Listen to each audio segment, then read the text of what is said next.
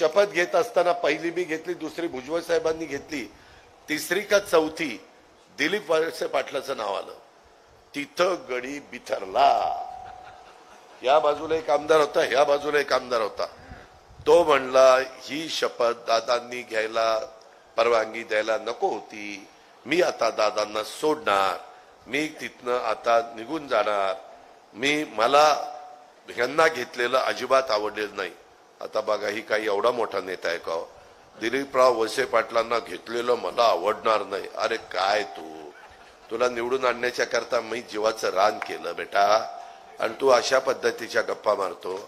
त्याच्यामध्ये आता काही पण इथं येऊन काहीतरी सांगितलं की मी पवार साहेबांचा निष्ठावंत आहे, साहेबांसाठी मी आमदारकीचा राजीनामा द्यायला तयार आहे, अमकं तमकं. अरे कशाचं आलंय काय? सगळी तुझी अंडी पिल्लं मला माहिती, काय तू गप्पा मारतो? उगेच मी आपला कुणाची भावकी आहे म्हणून नको त्याचं काही निंदा नालच ती करायला. भावकी उन्हाच्या वाटेकरी असती मला माहिती आहे, पण म्हटलं कुठं आता हे करता. मित्रांनो काही खरं नाही. मागच्या वेळेस पण वेगळे काही प्रसंग उद्भवलेले होते.